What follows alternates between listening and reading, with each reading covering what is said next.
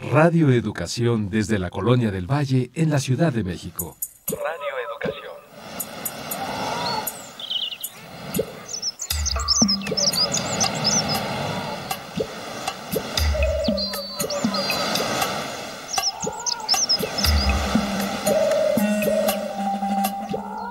Todo lo que se ha dicho sobre las mujeres lo han dicho los hombres. Las mujeres en la historia no han hablado. Hay que hablar con ellas. Poulain de la Barre.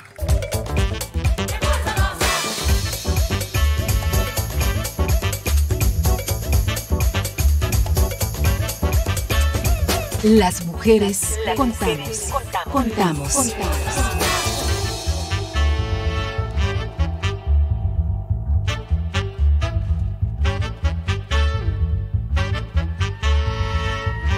No solo somos un poco más de la mitad del mundo. Nuestra sociedad cuenta con nosotras para la transformación social. Sé parte de nuestro presente. Dialoguemos de la política, de lo público y de lo íntimo. Con perspectiva de género. ¿Qué y cómo contamos las mujeres?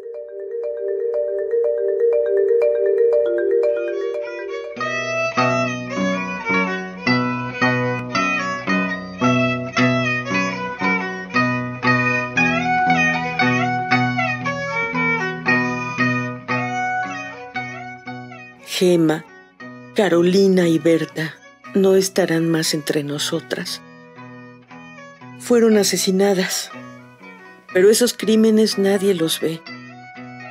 Mujeres de la Mixteca, la costa, la Sierra Sur, valles centrales y del Istmo andan por las calles llevando cruces negras con los nombres de sus hermanas, amigas, comadres e hijas, a quienes se les arrebata la vida en comunidades indígenas de Oaxaca, sin que se reconozca que se trató de feminicidios. En México no existen datos desagregados que nos indiquen cuántas mujeres indígenas forman parte de la estadística de este delito. Por lo tanto, es complicado establecer responsabilidades y políticas públicas para prevenir, sancionar y erradicar el asesinato de mujeres por su género.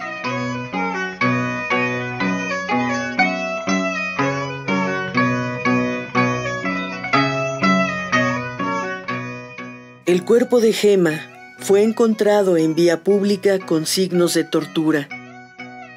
Carolina ya había sido amenazada por su lucha social. Las 3 hijas de Berta se quedaron bajo custodia del posible feminicida. En las comunidades se pasa la voz de cada crimen de odio contra mujeres.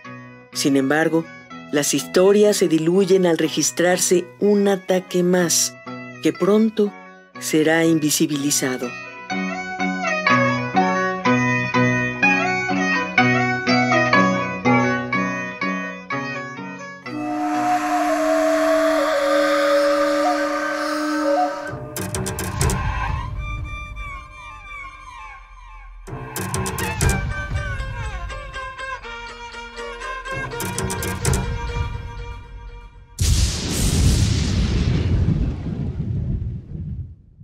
En la cuenta de los días, a partir de los años 90 del siglo XX, se empieza a gestar a nivel internacional un movimiento social indígena con rostro femenino que, en este tiempo, ha contribuido a visibilizar la situación de violencia que enfrentan mujeres y niñas de pueblos originarios. Pese a los procesos organizativos y de lucha que se han desarrollado en los últimos 30 años, persisten las desigualdades entre mujeres y hombres indígenas en el interior de la familia, la comunidad y el Estado.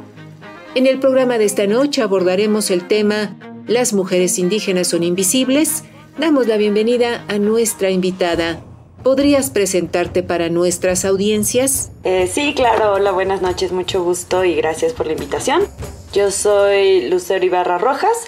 Soy profesora e investigadora de la División de Estudios Jurídicos del CIDE, que es el Centro de Investigación y Docencia Económicas, y trabajo también con un colectivo que se llama Emancipaciones, que es un colectivo que realiza abogacía militante en temas de autonomías indígenas.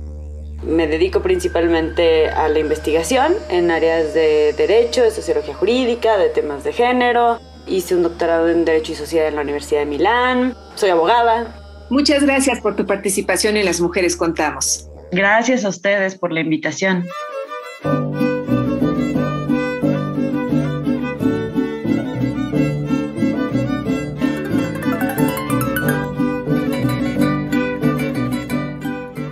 Ante este micrófono, Ana Leticia Vargas, y en época de pandemia, detrás de las pantallas, todo el equipo de Las Mujeres Contamos, encabezado por Guadalupe Sánchez López, le invita a permanecer la próxima hora en sintonía con este programa. Tejamos juntas y juntos la red de ayuda y compartamos experiencias con perspectiva de género. Búscanos en Facebook como Las Mujeres Contamos. En esta emisión grabada, la invitación es a que nos escriba y nos cuente su historia. Las mujeres somos las que atesoramos la palabra, las que guardamos las historias familiar, personal y social, y de nuestro equipo de producción, Marlene Reyes y Gabriela Sosa Martínez, les invitan a contar todas estas historias y a compartirlas con las y los escuchas de este programa.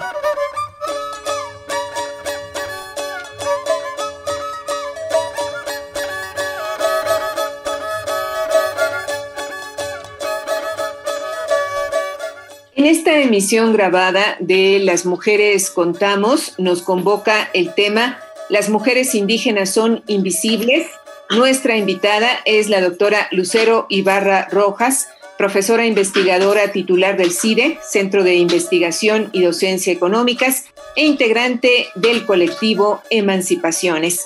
Lucero, ¿cuáles son las expresiones cotidianas de violencia contra las mujeres en las comunidades indígenas? Esta es una pregunta que yo creo que pues es luego medio complicado contestar, por muchas razones. Una es que pues lo primero que tenemos que hacer es ubicar a las mujeres indígenas pues en el contexto más amplio de México. Es decir, una de las cosas que pasa con la problemática de la violencia que padecen las mujeres indígenas es que frecuentemente se cae en la tentación como de usarla en contra de las comunidades indígenas, ¿no? Y entonces a veces hablamos desde una posición del resto de México, de, digamos, el México mestizo, donde pues como que eso es algo que pasa en las comunidades indígenas, ¿no? Entonces yo por eso creo que es muy importante siempre empezar por ubicarnos en el contexto más amplio del país, ¿no? Las mujeres indígenas, como las mujeres mexicanas, en general vivimos en un contexto de violencia de género importante, de una violencia que está relacionada con una cultura machista, que es más o menos generalizada en nuestro país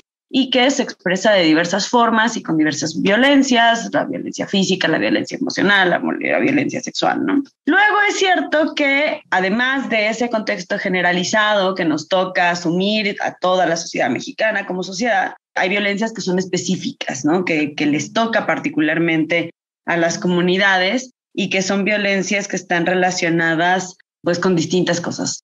Una, las que son internas a las comunidades, pues hay, por ejemplo, un trabajo que hicieron de Dolores Figueroa y Teresa Sierra del Ciesas, en el que hacen un mapeo un poco más exhaustivo e in situ de la violencia específica que padecen las mujeres indígenas, y se habla, por ejemplo, mucho de la violencia patrimonial, ¿no? Es cierto que en los entornos rurales en general existe una situación en las que quizá hay menor, por ejemplo, tenencia de la tierra, menores condiciones económicas. Las mujeres indígenas son menos dueñas como de medios de sustento, ese tipo de cosas. Además de esas violencias internas, pues tenemos violencias externas, ¿no? Violencias que tienen que ver ya no propiamente con los contextos de las comunidades, sino con el racismo que permea en distintos espacios de la sociedad mexicana y de las instituciones mexicanas, ¿no? Y entonces ciertas violencias que van a ser padecidas particularmente con mujeres indígenas van a estar relacionadas pues precisamente con el racismo y van a tener que ver con aspectos como la violencia castrense, que ha llegado varias veces a cortes internacionales, va a tener que ver con la manera en la que son tratadas por las instituciones del Estado, va a tener que ver con situaciones como mujeres a las que no les permiten entrar a restaurantes, o sea, tenemos un fenómeno de violencia que también es más amplio y que también tiene que ver con ser mujeres y ser indígenas. Y todas estas cosas pues tienen una expresión precisamente cotidiana, ¿no? Que se mezclan, como tienen expresiones cotidianas en general, la violencia que padecemos las mujeres cuando salimos a la calle, cuando estamos en el espacio público en general.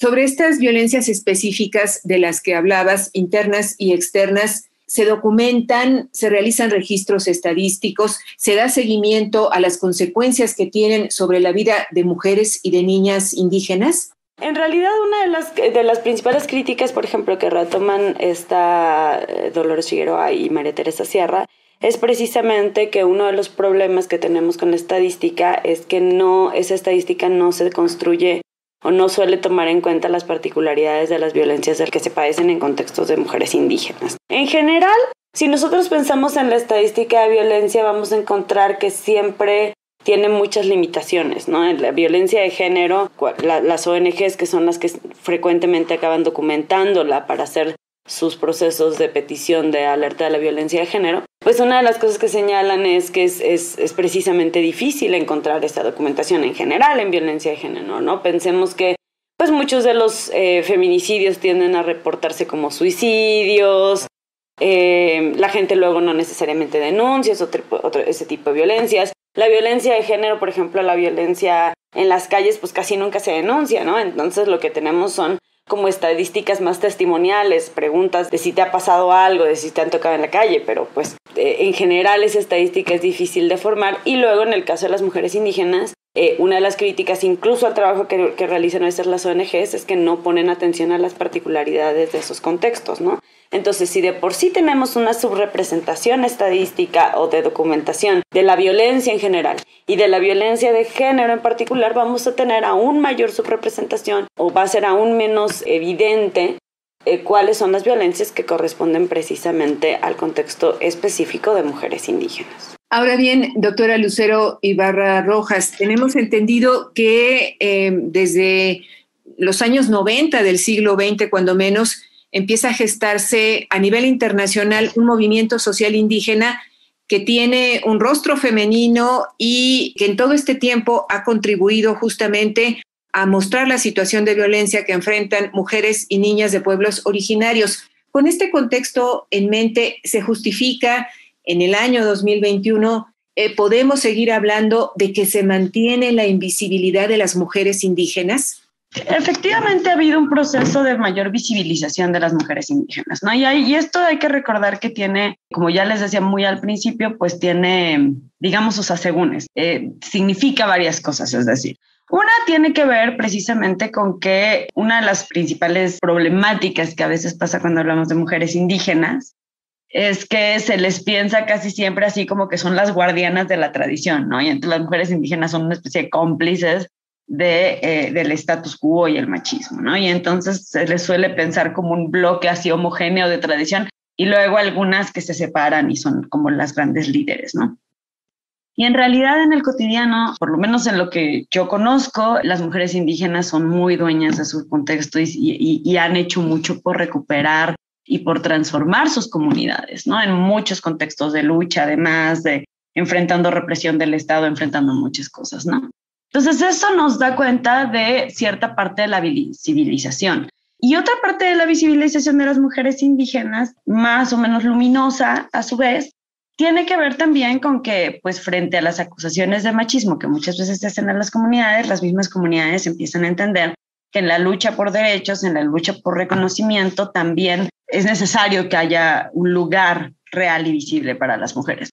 Y luego esto, digamos, la contraparte es así menos luminosa, que ya les mencionaba yo al principio, tiene que ver con que pues desde el México mestizo muchas veces se usan las mujeres para descalificar a las comunidades, ¿no? Entonces tenemos el ejemplo de las elecciones. En las elecciones casi nunca, actores que luego nunca hablan de la violencia contra las mujeres indígenas de pronto están re preocupados, ¿no? Más allá de que la paridad es muy difícil en este país, de que los partidos políticos no quieren que sean opuestos sistemáticamente, es decir, de que eso, insisto, es muy generalizado. Ahora, efectivamente uno podría pensar, bueno, entonces ya no son invisibles, ¿no? O sea, ahí están, las vemos todo el tiempo.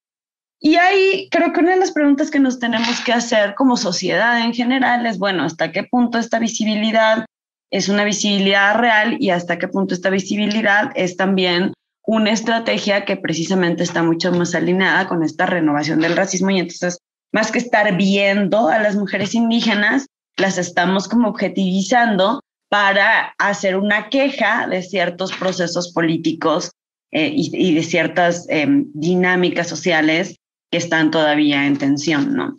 A mí me parece que una cosa que pasa frecuentemente es que las mujeres indígenas son usadas como bandera, pero no necesariamente son reconocidas como personas con agencia, como personas que tienen luchas, como personas, ¿no? Y entonces son el símbolo, pero no necesariamente son la voz. Entonces, una cosa en la que yo sí creo que hace falta es que esa voz esté mucho más presente. Ahora, esto siempre depende del contexto en el que estemos. Si uno se pregunta, por ejemplo, qué tan visibles son las mujeres indígenas en la política pública o la política del Estado mexicano, pues yo casi que diría, bueno, es difícil encontrar alguna, ¿no? Yo hice, por ejemplo, una encuesta de abogadas famosas con estudiantes de derecho y no hay abogadas famosas reconocidas por estudiantes de derecho que sean indígenas. Por lo menos todavía no se reporta ninguna. Entonces, todavía es un sector de la población que no está ocupando necesariamente los espacios más visibles y, que es más importante, pues los espacios de toma de decisiones, ¿no? Creo que una pregunta más profunda también es, además de qué tan invisibles son, pues qué tanto están las mujeres indígenas en los espacios de toma de decisiones. Y se han tomado pasos, pero bueno, como en casi todas las políticas redistributivas, pues esos pasos todavía son apenas una parte de un andar que necesita ser más largo, ¿no? Y al interior de las comunidades, ¿qué es lo que pasa, Lucero? Ellas se reconocen y son reconocidas como actoras importantes dentro de las comunidades, toman decisiones. ¿Se ha avanzado en este camino o no? ¿O qué tanto se ha avanzado? Es necesario tener presente que no, que estamos hablando de un contexto muy diverso, ¿no? O sea, cuando uno habla de las comunidades indígenas, pues es un montón de comunidades que son muy diversas, que son muy distintas, que hay muchos contextos distintos. Con esa salvedad de por medio, yo de lo que puedo hablar pues es más de las comunidades que conozco, ¿no? Con el colectivo Emancipaciones se trabaja principalmente en el estado de Michoacán y yo he tenido la oportunidad de hacer trabajo también de investigación y de reflexión con mujeres de comunidades indígenas de Michoacán, ¿no? Y ahí lo que yo sí diría es que ha habido un proceso pues muy interesante y muy valioso en el que las mujeres se han tomado como lugares importantes en las luchas políticas y también han empezado a tomar cada vez más un mayor protagonismo en las instancias de tomas de decisiones, a participar más en las asambleas, a participar más como autoridades. Ahí hay una dinámica entre los mismos requisitos de las autoridades electorales y los mismos procesos internos de las comunidades. En el contexto de Michoacán, una cosa que hemos visto es que entre más se movilizan las comunidades y conforme se articulan las luchas por el autogobierno, pues las mujeres empiezan a tomar posiciones cada vez más importantes y cada vez más relevantes. Es un camino. O sea, yo creo que ahí tenemos que tomar en cuenta que para todas las mujeres participar en el espacio público no es tan sencillo, ¿no? Uno puede apostarle mucho a los procesos asamblearios, pero incluso en los procesos asamblearios, pues no todas las personas nos sentimos tan cómodas participando, ¿no? En otro trabajo que realizamos con colegas del colectivo de Emancipaciones, por ejemplo, una de las cosas que nosotras reflexionamos es que a nosotras mismas también como abogadas y como profesionistas, pues no siempre nos es tan sencillo hablar en público, ocupar ciertos espacios, ¿no? Entonces, para que una mujer ocupe esos espacios, muchas veces también tiene que haber un proceso interno, un proceso personal, profundo, difícil, de compromiso político y de que a partir de ese compromiso político con su contexto, pues animarse, ¿no? A hablar, a estar, a decir, sí, yo voy a hacer esto, sí, yo voy a ocupar el espacio. Y esos procesos pues toman tiempo. En muchos contextos se habla, por ejemplo, de mujeres a las que no se les permita participar y creo que eso también pasa. Pero en otros contextos lo que pasa es que estamos buscando mujeres y a todas nos da pena. Y entonces esos procesos políticos de lucha ayudan a acuerpar ese valor y ese compromiso, pero luego hay que pasar por un proceso. Todo esto para decir que creo que sí están mejorando en muchos contextos comunitarios, pero que de nuevo pues son procesos y son procesos que requieren también un poco más de tiempo, pero que yo creo que Entre más se politiza una comunidad, entre más una comunidad toma en sus manos el destino de su comunidad, hay más también posibilidades de que las mujeres empiecen a sumarse a ese esfuerzo y entonces generar procesos que también son favorables para pues, sociedades más equitativas. Ahora bien, en el tema de la violencia contra las niñas, las mujeres, ¿suelen denunciarse estas agresiones, ya sea que se produzcan en el ámbito familiar o en el comunitario? ¿Tenemos datos que nos permitan saber cuál es su incidencia? En realidad, como les digo, tenemos pocos datos. Yo insistiría, por ejemplo, en la investigación que hicieron Dolores Figueroa y Teresa Sierra. Hay algunos procesos también de denuncia que ejecutan las mismas mujeres, las organizaciones de mujeres pues frecuentemente toman el control de este tipo de cosas, pero las violencias cotidianas son mucho más difíciles de documentar. Uno de los problemas del filtro del feminicidio, que es importante, pero es que nos muestra solo un tipo de violencia, ¿no? Y entonces la documentación de las otras es más difícil. Además de que tenemos que tomar en cuenta que muchas de las violencias que padecemos las mujeres en procesos que, siendo optimistas, vamos a decir, que están tratando de dejar de ser machistas. Una de los obstáculos que enfrentamos es que muchas veces muchas de esas conductas que son violencia en realidad las tenemos naturalizadas. Y entonces, si tenemos naturalizadas esas conductas, pues incluso si llegan y nos hacen una encuesta o una entrevista, pues no va a ser tan fácil encontrar y documentar las instancias de violencia. Sin embargo, pues sí hay cada vez más esfuerzos y más grupos de mujeres que se están preocupando pues por sí documentarlas, ¿no? De distintas formas, no todo es estadística, ¿no? Hay muchas formas en las que esto se está documentando. Y yo creo que una cosa que estamos empezando a ver cada vez más es una reflexión desde las propias mujeres indígenas y al interior de las comunidades sobre cómo se conciben estas violencias, sobre qué tan frecuentes son y cómo se puede hacer para cambiarlas. Hace unos días nos enteramos de que la Fiscalía General del Estado de Oaxaca informó de la sentencia a 80 años de prisión contra Edgar R.A., un hombre del Istmo de Tehuantepec, por el asesinato en condiciones de extrema violencia de su esposa de 18 años. Y al respecto, preguntarte, en los casos de feminicidios o de violencia extrema contra las mujeres, ¿los culpables llegan a manos de la justicia? La verdad es que es muy difícil que los culpables lleguen a manos de la justicia en los casos de feminicidios, en general también, ¿no? Y en particular, a veces en el caso de las comunidades indígenas puede ser que, o sea, distintas situaciones intervienen ahí para que sea más frecuente o no, ¿no? Pero en general, pues yo decía que el feminicidio, o sea, el enfoque que tenemos actualmente en el feminicidio esconde otro tipo de violencias. También es importante, pues, tener presente que ese enfoque existe porque hay feminicidio y porque pues es la violencia más extrema que padecen las mujeres en México, ¿no? Y en el mundo en realidad. El tema con el feminicidio es que pues es siempre una lucha, ¿no? Como todas las búsquedas de justicia en este país, hay que reconocer que por otro lado, la violencia en este país lo que ha generado es entornos enormes de injusticia, de impunidad, de problemáticas pues muy grandes que nos afectan a todas las personas en distintos lugares, ¿no? Nosotros vemos la lucha para pedir justicia en casos de feminicidio, pero también vemos la lucha de las desapariciones forzadas y también vemos los desplazamientos por el tema del crimen organizado, ¿no? Y sabemos que en México pues hay un problema generalizado de injusticia y de impunidad. En el caso del feminicidio, la primera lucha casi siempre es que siquiera se reconozca que la situación es un feminicidio.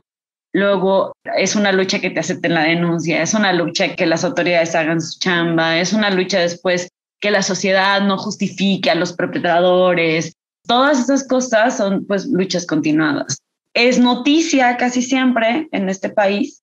La verdad es que sí llega a las noticias cuando las personas son detenidas o son sentenciadas, porque no es tan frecuente o porque sí hay un alto grado de impunidad en el país, ¿no? Y creo que ese es uno de los grandes problemas que tenemos con cómo funciona nuestro sistema penal y nuestro sistema de justicia. Y pues sí, es muy lamentable. Lo decías muy claramente, tenemos un problema generalizado de injusticia e impunidad. Y bueno, desde luego, desafortunadamente, las comunidades indígenas no escapan a esta realidad. Más allá de esto, tú que has trabajado en comunidades indígenas, ¿qué actitudes suelen adoptar ante un feminicidio? ¿Qué es lo que pasa cuando en el interior de la comunidad se tiene conocimiento de que una de sus mujeres ha sido pues asesinada por el solo hecho de ser mujer? Creo que en todos los procesos de feminicidio vamos a encontrar muchas situaciones similares y luego vamos a encontrar particularidades en el contexto de las comunidades, ¿no? Debemos de entender primero pues que cuando ocurre un feminicidio pues es algo que sucede a la comunidad. Entonces ese elemento comunitario nos lo hicieron ver las luchas de las mujeres indígenas en las demandas por obtener justicia en casos de violencia sexual contra mujeres, pero creo que es algo que si uno lo piensa aplica en general, ¿no? Entonces, cuando una mujer desaparece o cuando una mujer directamente es víctima de feminicidio, pues tenemos procesos de miedo, de duda, tenemos procesos sociales en los que, si bien una parte de la sociedad se vuelca en una demanda de justicia, casi siempre tenemos otra parte de la sociedad pues, que se vuelca en otras cosas, ¿no? A veces en la justificación de los perpetradores, a veces en la duda de si las mujeres andaban en malos pasos. En el contexto de las comunidades, muchos de los procesos que pasan son similares, ¿no? Como en otros espacios de nuestra sociedad. Hay siempre un grupo importante que se vuelca a la petición de justicia, que se vuelca cuando la mujer está desaparecida, pues a buscarla, a tratar de generar conciencia en la sociedad, a tratar de sumar voces y fuerzas, ya sea para la búsqueda de la persona con desaparecido o para la búsqueda de justicia cuando sabemos que ha habido feminicidio, ¿no? Y una cosa que creo que es, por lo menos en el contexto de Michoacán, que es buena, es que cada vez hay más organización y más redes que entonces se hacen cargo de buscar justicia y de organizarse y de estar fuera y dentro de la comunidad y de recuperar el contexto de seguridad que se ha perdido, ¿no? En el caso de las comunidades con las que yo he trabajado, en muchos casos el feminicidio es una expresión de un proceso de inseguridad más amplio. Entonces, más que recuperar una seguridad que se ha perdido, es generar algún tipo de seguridad. En los casos que yo he visto acá en el contexto de Michoacán, pues cada vez también hay más grupos y más personas organizadas que se articulan para las demandas de justicia. Obviamente, esto no significa que no haya ese otro lado B, ¿no? Que no haya voces en las propias comunidades que justifiquen o que traten de desviar la atención o que traten de poner otros puntos a discusión frecuentemente sobre la responsabilidad de las propias mujeres. Y luego hay procesos institucionales, o sea, nosotros debemos de reconocer que hasta ahorita en México, pues no tenemos realmente ninguna institución que lleve bien el tema de los feminicidios, ¿no? No hay ningún estado al que le hayan puesto enfrente las organizaciones la estadística de violencia de género y que haya dicho, tienen ustedes razón, necesitamos una alerta de violencia de género. Eso no pasa en este país. En este país, pues normalmente las autoridades tratan de decir, bueno, son casos aislados, bueno, es que esos son riñas familiares que no tienen que ver con el Estado, que no son responsabilidad del Estado, ¿no? Y esto frecuentemente no es diferente en las comunidades indígenas. A las autoridades frecuentemente también les puede llegar a costar trabajo decir, sí, esto es un problema y nosotros nos vamos a sumar y vamos a hacer lo que nos toca, ¿no? En el caso de las zonas indígenas en las que hay un asedio constante del Estado mexicano, muchas veces esa violencia la puede haber perpetrado pues los propios agentes del Estado. Y entonces ahí es más fácil que las autoridades comunales se sumen en la demanda de justicia, ¿no? Pero cuando no es así, entonces las autoridades comunales, digamos que están puestas en el lugar que están puestas las otras autoridades del Estado, pues puede costarles y frecuentemente les ha costado más trabajo asumir inmediatamente su rol como parte de la demanda de justicia. Pues, sin embargo, creo que pues, en muchos contextos, pues de nuevo esto va mejorando y yo espero que esto sea también parte de un proceso de concientización de lo que significa este tipo de violencia en las comunidades indígenas y en México. Que entonces en realidad de tener autoridades que digan, no, bueno, es que esto no, porque se va a volver un problema, tengamos cada vez más autoridades que también demandan a sus contrapartes una mayor participación en los procesos de demanda por justicia, ¿no? En esta emisión grabada de Las Mujeres Contamos, estamos en entrevista con la doctora Lucero Ibarra Rojas, profesora investigadora titular del CIDE, Centro de Investigación y Docencia Económicas, e integrante del colectivo Emancipaciones. Hoy conversamos sobre Las mujeres indígenas son invisibles. Y Juriati Macuech, Jucar, Mamaran Benita Macurishocar. Pap hangas kurintashti, yamin escuchar para ti. Hucharirete, hucharecheri, fuera shaki, hueca parin escuchar, era chintac, canotarus guambi kunhaguag, guandañatech, picuarin y cuach, charara shatich, yamin tukurich, buena shati, capuchain de hambre, no picuarinas, no tarera chintash.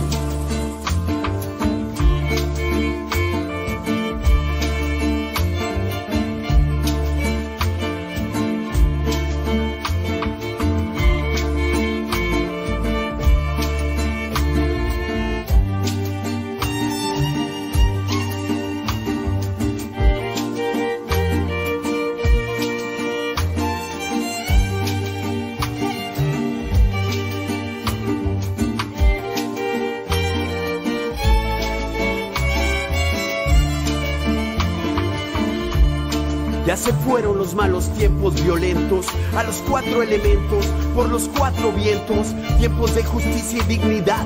Dios ilumina a mi gente en Cherán. Nuevas generaciones han llegado para curarla. Niños, niñas, abuelitos, vamos a cuidarla. Intereses monetarios que mataban a la tierra. Movimiento pacifista, no queremos aquí guerra. Si te arrancan un árbol, yo voy a sembrar 10. Si te tiran mala vibra, yo la vuelvo al revés. Transnacionales, internacionales se van de mi país. Edad dorada ilumina ahora mi raíz. Atmósfera mágica huele a verde anís. Levantando ya la milpa, hoy cosecho mi maíz. Han matado a mi padre, han matado a mi brother, han asesinado a todos los pinos. Estamos unidos esquina en esquina, es a fuego vecino a vecino. Cherán, tierra de chamán, tierra ancestral sagrada. Cherán, no pueden pasar, no hay políticos ni policía. ¿Y dónde están? Dime dónde están. El gobierno no sé a dónde está y nos da igual. La profecía ya se está cumpliendo y no la pueden frenar, no la pueden frenar, no la pueden frenar, no la pueden frenar. No la pueden frenar y no van a parar la fuerza que alimenta nuestro caminar. Pues el sexto sol asoma su destello en medio de la densa oscuridad. Con sus rayos dorados se abre paso en la penumbra de esta realidad, para iluminar de nuevo y para purificar de lleno a la humanidad. De fogata en fogata la voz corre a prisa, la gente en cada plaza se organiza, se aviva la chispa de entre la ceniza, la de la esperanza que la piel eriza. Hijos de la madre tierra, nuestro canto, nuestro rezo, se van elevando al cielo para que escuchen nuestro sueño. Ya se despertó mi vuelo, saliendo a encender el fuego. La semilla va creciendo, la esperanza está creciendo. Alma de lluvia, alma de mi tierra, alma del bosque, alma de mi gente, alma de lluvia, alma de mi tierra, corazón purépecha. Del corazón de la tierra se escuchó el llamado de Cherán, defendiendo el bosque, luchando una vida, paz y dignidad. Es un mundo nuevo de amor y raíz ancestral. Sin miedo y sin odio vive el pueblo digno de Cherán. Y saludamos a nuestra compañera Eliud Hernández. ¿Qué tal, Eliud? Muy buenas noches, te escuchamos. Hola, Ana Leticia, saludo con mucho gusto a ti y a las audiencias de Las Mujeres Contamos. Para hablar del feminicidio desde las voces de mujeres indígenas, es necesario acercarse a contextos en los cuales se entrecruzan muchos tipos de abandono, pero también muchas formas de resistencia y acción comunitaria. ¿Cómo se vive la violencia desde espacios con servicios precarios, hablando una lengua originaria y sin acompañamiento jurídico? ¿Por qué es una emergencia comunitaria la violencia contra las mujeres y qué se está haciendo para erradicarla de estos pueblos? Todos estos temas fueron abordados el 9 de julio pasado en el foro titulado Feminicidio desde las voces de las mujeres indígenas, y esta noche Las Mujeres Contamos en voz de una de las ponentes, quien forma parte de una de las 35 casas de la mujer indígena, donde se brinda asistencia jurídica, traducción, servicios de medicina tradicional y acompañamiento para la sanación total y acceso a la justicia de las mujeres indígenas que han sido violentadas. Vamos a escuchar. Mi nombre es Maritza del Carmen Yechan, mujer maya de Quintana Roo, hablante de la lengua maya. Hablar sobre mujeres indígenas es hablar sobre nosotras, las mujeres que venimos de comunidades, que somos hablantes de una lengua, que vivimos nuestros costumbres y nuestras tradiciones desde una cosmovisión maya y que vivimos en comunidades donde pues no contamos con los suficientes servicios, ¿no? Servicio de salud, servicio de luz o de agua potable, y hay algunas costumbres y tradiciones que pues también violenta a la mujer, porque ahora el machismo está muy presente en todo, ¿no? La violencia y el feminicidio es silencioso en nuestros pueblos, ¿no? Entonces, lo que nosotros hacemos, precisamente como el grupo de mujeres defensoras de los derechos de las mujeres indígenas, estamos pues combatiendo, ¿no?, con esta ola de violencia que vivimos día a día, con esos feminicidios que se viven desde nuestras comunidades, que si bien algunas son invisibilizados, sin embargo, pues algunos feminicidios también se dan a conocer, ¿no? Tuvimos una compañera de Bacalar y una de Calderitas que fueron asesinadas hace unos días. Sentimos este dolor cuando una hermana se va, ¿no? Desde una mujer que va a hacer una denuncia, muchas veces ahí es donde nos cierran las puertas o nos ponen candados también, ¿no? Solo por el hecho de ser mujer, ser pobre, hablar una lengua, nos discriminan. En el 2019 logramos aterrizar en Felipe Carrillo Puerto, aquí en la Casa de la Mujer Indígena, que se llama Umukelpoleloc María Huicat, y el nombre también corresponde a una gran luchadora mujer maya que durante la Guerra Social Maya ella estuvo en esa guerra y que fue invisibilizada durante mucho tiempo, ¿no? Entonces, ese espacio es un espacio para nuestras hermanas mayas, para la prevención y erradicación de la violencia. Tiene un enfoque intercultural, con perspectiva de género. También tenemos un área de salud integral donde trabajamos lo que es la medicina tradicional. Y otra actividad que hacemos es el autocuidado para las mujeres. Nosotros lo que queremos es darle el acompañamiento y la atención de manera que nuestras hermanas se sientan en confianza y no se sientan solas.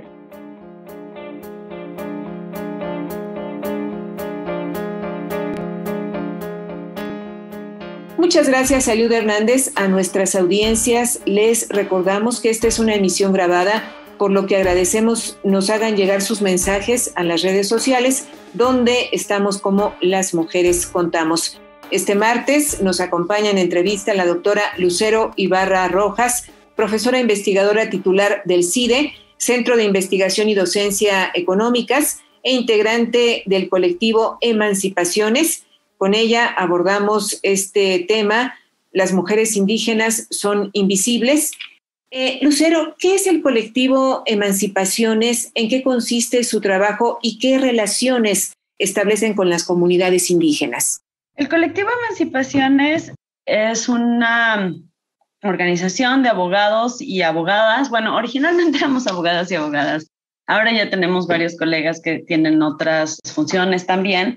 Es una organización que inició con un proyecto de academia que buscaba también generar una discusión más militante, bueno, primero más crítica y más interdisciplinaria del derecho, pero que empezó a participar también en procesos de acompañamiento jurídico, especialmente en la comunidad de Cherán, que es una comunidad purépecha de aquí del estado de Michoacán, que estaba siendo pues asediada por el crimen organizado y que inició una lucha primero para recuperar su territorio y luego para implementar su derecho a la libre determinación y al autogobierno en función de ejercer su autonomía, ¿no? Entonces, en esa lucha de Cherán se hizo el acompañamiento del colectivo Emancipaciones y eso pues le dio forma también a alguna de la agenda, ¿no? El colectivo trabaja normalmente en otros procesos de autogobierno. Después del caso de Cherán, pues ahí hicieron varios acompañamientos con distintas comunidades indígenas de aquí de Michoacán y algunas de otros estados y de la Ciudad de México. Y pues es un trabajo que se estructura desde una idea pues justo de abogacía militante y comprometida políticamente con las luchas de las comunidades indígenas, y en el que se articula con el trabajo de las comunidades para llevar adelante procesos jurídico-políticos que están orientados a la búsqueda del autogobierno y la libre determinación. Hablando a propósito de Cherán o de otras comunidades a las que ustedes hayan acompañado con este trabajo de abogacía militante, nos gustaría mucho que nos hablaras sobre la participación de las mujeres en este tipo de luchas. Una cosa que es muy interesante es que la lucha de la comunidad indígena de Cherán es muy conocido, que de hecho inició por las actividades de las mujeres, ¿no? En Cherán el crimen organizado se estaba dedicando a la tala de bosques, había iniciado un proceso de explotación desmedida y de violencia contra la comunidad, y una cosa que se ha hablado mucho es que las que les dijeron basta, las que pusieron hasta aquí, fueron precisamente las mujeres de la comunidad indígena de Cherán. Pues su participación fue muy activa, ¿no? Una cosa que ellas vienen reflexionando desde hace tiempo es que, bueno, tal vez después ya en las estructuras de autogobierno pues no fue tanta. Ya las estructuras de autogobierno tuvieron una impronta pues más masculinizada, que también se ha revertido, ¿no? Conforme pasa el tiempo. A partir del segundo Consejo de Gobierno se creó el Consejo de Mujeres, por ejemplo, y las mujeres cada vez participan más y reflexionan más sobre su lugar en la política de sus comunidades, ¿no? En el caso de otras comunidades con las que se ha trabajado, pues eso es una cosa que a nosotros siempre nos preocupa mucho, ¿no? En el colectivo somos muchas mujeres, a veces más, a veces menos. A veces más en términos de cuántas mujeres estamos trabajando y a veces menos en términos de que se nos han sumado en los últimos años también más colegas hombres. Pero pues una cosa que sí nos importa mucho es que los procesos que acompañemos sean procesos en los que también hay una cuestión de género, por lo menos un interés. Digamos que no son comunidades que estén comprometidas con que las mujeres no participen, ¿no? Y una cosa que hemos visto cada vez más es que de hecho en los procesos que acompañamos cada vez hay más mujeres, ¿no? Y cada vez hay más mujeres en puestos de liderazgo que van adelante en sus comunidades, y eso es algo que nos da pues mucho gusto.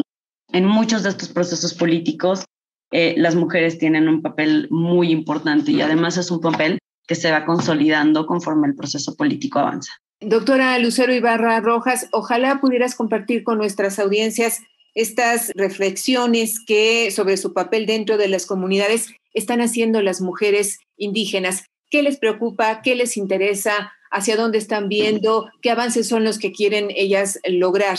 La verdad que es complejo, ¿no? O sea, una de las principales reflexiones, bueno, no sé si sea su principal reflexión, pero digamos que es la que comparten con nosotras del colectivo, pues justo tiene que ver con el rol político de la mujer en la comunidad, ¿no? E incluso, por ejemplo, compañeras de Cherán han escrito, la compañera Roselia, por ejemplo, escribieron un texto en el que precisamente reflexionaban, que se publicó en el blog de la Fogata Caxitani, en el que precisamente reflexionaban sobre cuál era el papel político de las mujeres, ¿no? Ya que habían participado tan activamente en el inicio de la lucha. Entonces, pues, ¿qué había pasado después? Y eso creo que ha sido como muy significativo y muy generalizado, ¿no? En muchos contextos de las comunidades, las mujeres pues van haciendo esa reflexión, y eso creo que va avanzando, ¿no? Y tiene que ver precisamente con su lugar en la política, con su lugar en las comunidades. Otra reflexión que también es muy común en las comunidades, bueno, no sé si es muy común, pero que nosotros hemos visto cómo va creciendo, es la reflexión sobre lo que significa la tradición y el papel que ocupan las mujeres en la tradición, ¿no? Yo insisto, una cosa que a veces pasa cuando se piensa en mujeres indígenas es que se piensa así como, ay, no, es que ni siquiera se dan cuenta de que sus tradiciones están mal, ¿no? Convengamos que el machismo es tradicional en muchos contextos, pero además una cosa que ellas hacen como muy activamente es justo discutir eso.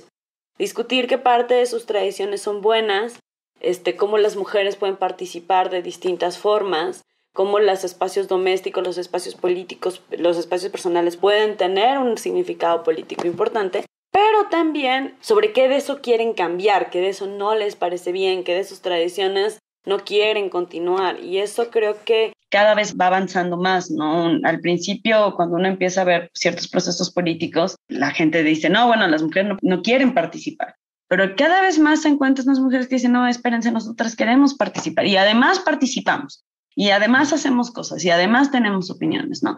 Entonces yo creo que ese tipo de reflexiones van creciendo en muchas comunidades.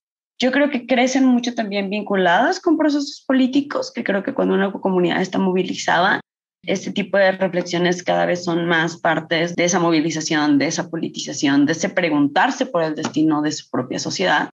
E incluso diría que en muchas comunidades, no en todas, por supuesto, en realidad eso ha avanzado a velocidades y con una fuerza que no avanza a veces en los contextos externos, en las comunidades, en los contextos mestizos. Ahí yo creo que, si bien es cierto que hay muchos contextos de las comunidades en las que se sigue defendiendo que las mujeres no participen, también hay muchos contextos en los que de un gobierno a otro en 6 años eso ha cambiado significativamente, ¿no? Y creo que hay que darle crédito por la propia reflexión que se hace al interior de las comunidades y que también trata de balancear entre dinámicas que están asociadas con la tradición y las cosas que se quieren cambiar, y que trata de reflexionar además desde lo que podemos soportar, ¿no? Porque uno de los problemas que a veces pasan es que se piensa que son las instituciones las que están obligando a las comunidades. Y si bien las instituciones ponen condiciones, lo cierto es que cuando las mujeres participan en la política, por lo menos estas mujeres que yo he visto participar en la política, también lo hacen desde una profunda responsabilidad y compromiso. O sea, son personas que reflexionan muchísimo sobre lo que están haciendo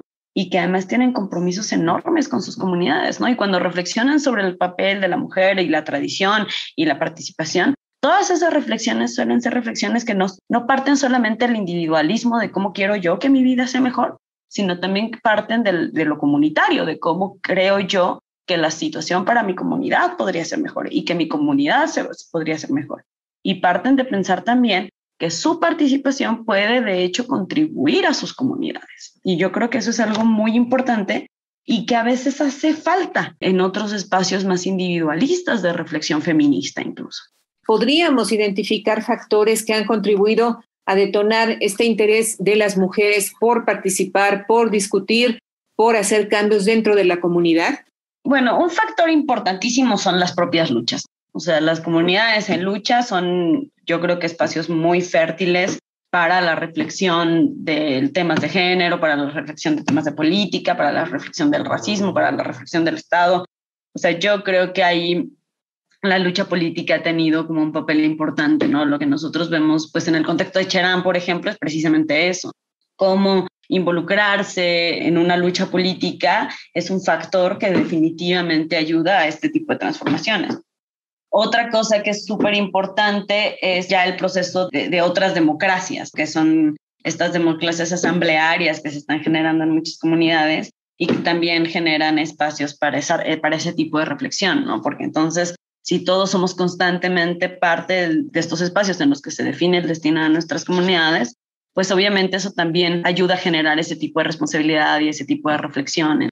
Por otro lado, creo que insistiría nuevamente, es otra cosa que podríamos aprender también en otros contextos, ¿no? Cuando nosotros pensamos que la política son las elecciones, pues eso nos permite también desvincularnos de muchas reflexiones. Y cuando entendemos que las elecciones pueden ser un momento importante, pero que en realidad la política es algo como más, es algo más constante, más cotidiano, más presente, entonces también eso nos permite asumirnos como personas que tienen que reflexionar sobre el destino político de sus comunidades, sobre su rol en su comunidad, sobre su participación en la comunidad, sobre cómo pueden aportar a su comunidad y todas estas otras cosas que por supuesto favorecen este tipo de reflexión, ¿no?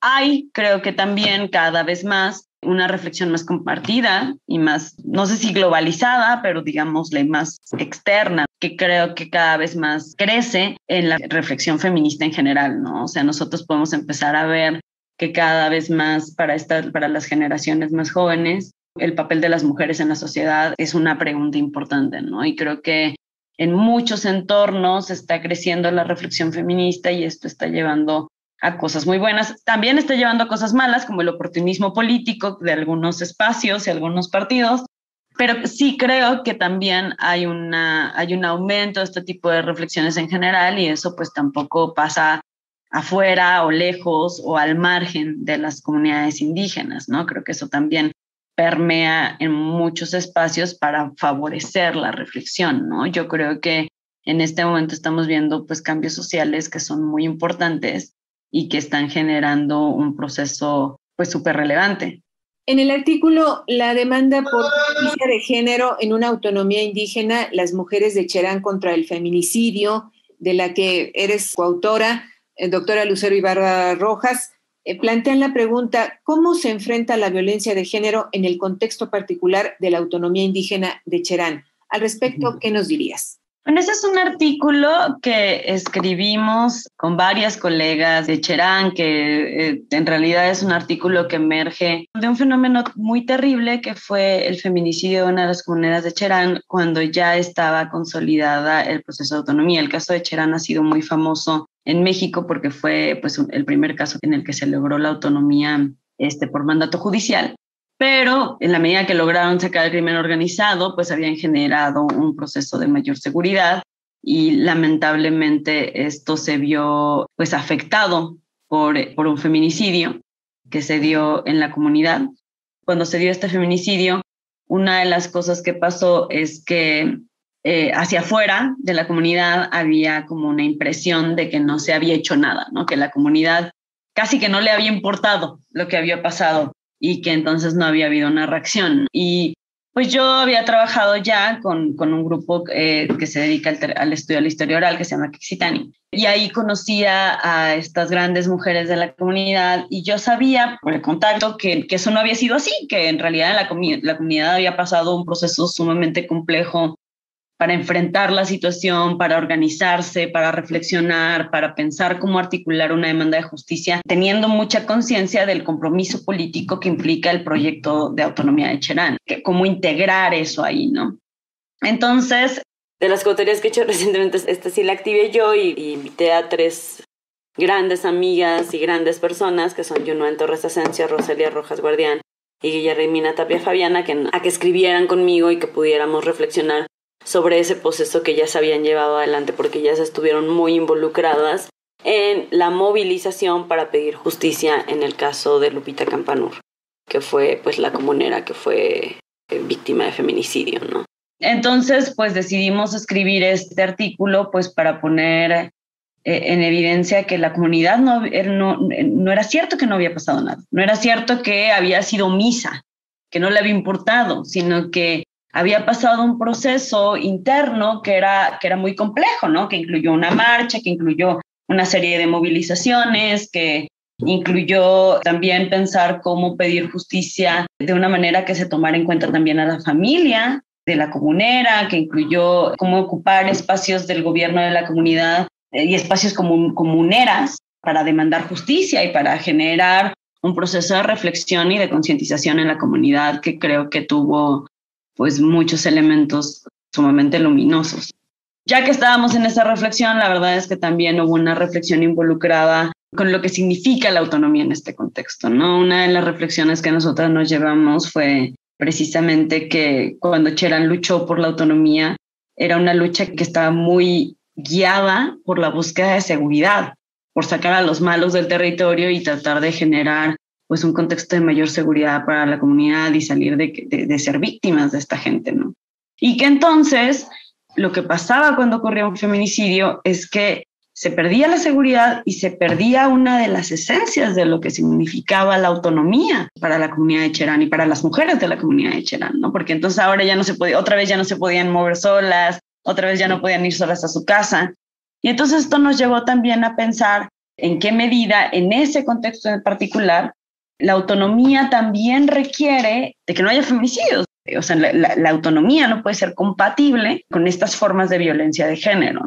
Pues esa fue básicamente nuestro proceso de reflexión. En el artículo damos cuenta de lo que pasó en Cherán y de la organización de la comunidad para demandar justicia y luego pues de lo que esto significa, tanto enfrentar la violencia feminicida como enfrentarla en procesos asamblearios y construir movilización política en temas de género en el contexto de una autonomía indígena. Pues este fue nuestro granito de arena como para abonar en esa discusión y la verdad que además pues fue una experiencia pues muy valiosa porque pues son textos que escribimos a 4 voces y que tratan de dar cuenta de un proceso de reflexión compartida, ¿no? En el contexto de un artículo académico que no necesariamente se piensa siempre como una reflexión, como un diálogo, sino como una serie de respuestas. Yo creo que nosotras teníamos respuestas, pero también teníamos como muchas preguntas y muchas cosas que compartir unas con las otras. Lucero, el asesinato de Guadalupe Campanur ocurrió en enero del año 2018, si no me equivoco. ¿Ha habido justicia para ella y para sus familiares? Sí, hasta donde yo sé, pues el perpetrador, pues ya fue llevado a la justicia. Estamos en la parte final, en los últimos minutos de esta entrevista. ¿Hay algún asunto, doctora Lucero Ibarra Rojas, que tú quisieras plantear antes de despedirnos o que se nos hubiera quedado pendiente? Sí, capaz que regresar un poco a mi respuesta final. Yo diría que el perpetrador pues fue llevado al sistema penal. No sé si llevado a la justicia, ¿no? Yo creo que una cosa que tenemos que pensar y para enfocarnos como socialmente en prevención y en la transformación más profunda de nuestras sociedades, pues es que una vez que cosas como lo que pasó con Lupita Campanur pasan, pues hay algo que se rompe, ¿no? Y hay algo que se rompe para su comunidad, y hay algo que se rompe para su familia, y hay algo que se rompe para sus amigos y sus amigas y todas las personas que son cercanas a ella, ¿no? Y creo que, pues a veces, y yo lo acabo de hacer como abogados y como abogadas, y a veces la sociedad lo hace en general, ¿no? Pensar que esto tiene que ver con que una vez que lleguemos a un proceso penal y ahí se acaba todo, ¿no? Pero lo cierto es que la importancia de que pensemos como sociedad en la importancia de cambiar los sistemas de violencia que permean en distintos espacios es muy importante precisamente porque la realidad es que aunque una persona sea detenida y juzgada y esté en la cárcel, hay ciertas cosas que se rompen que no van a ser las mismas. Y entonces, pues uno puede decir, bueno, llegó a la justicia. No sé si llegó a la justicia. O sea, creo que llegó al proceso penal y a esa parte de la justicia que nos puede dar el Estado, pero pues hay muchas otras cosas que ya no se van a remediar y que por eso es importante que como sociedad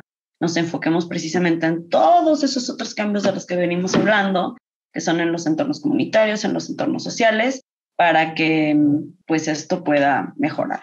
Y tú hacías hace un momento una reflexión que me pareció muy interesante sobre en qué medida la autonomía, hablando de Cherán, también requiere que no haya feminicidios, pero me parece que esto lo podemos extrapolar al resto del país. ¿En qué medida requerimos que no haya feminicidios para entonces pensar que estamos y sentirnos en un país, en un estado que nos da seguridad a las mujeres, sí, pero también a todos quienes vivimos en él? Sí, efectivamente, estaría completamente de acuerdo con eso. O sea, no podemos hablar de un estado completamente democrático, por ejemplo, si tenemos estos procesos de violencia que tenemos y las mujeres enfrentamos feminicidios, otros tipos de violencia política, económica, ¿no? O sea, creo que una cosa que a veces no pensamos lo suficiente es precisamente que pues estos contextos de violencia tienen un impacto en la legitimidad de los sistemas políticos.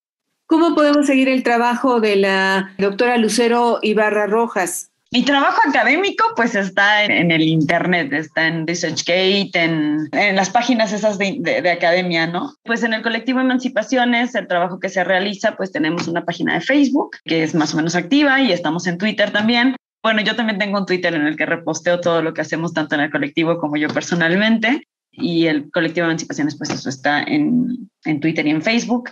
Tenemos también un proyecto de ciencia de frontera que se llama Caleidoscopio, que es un proyecto en el que estamos trabajando para analizar cuáles son las aportaciones que están haciendo las comunidades indígenas para la transformación intercultural del Estado mexicano.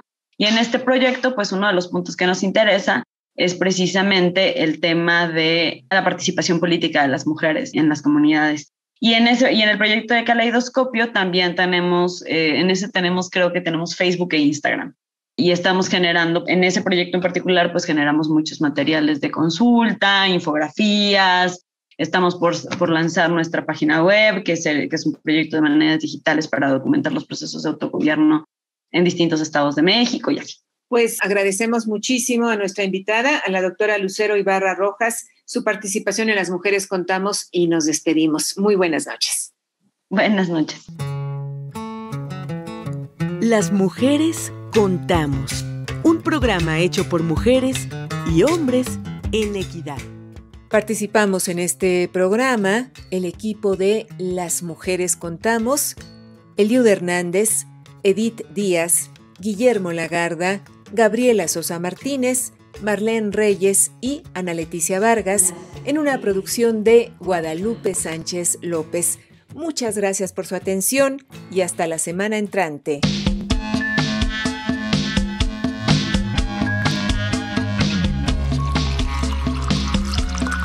Las mujeres tenemos historia. Contarla es parte de la construcción de un futuro con equidad. Desde la Ciudad de México, 1060 kHz en amplitud modulada. Radio Educación. Las mujeres contamos. Las mujeres contamos.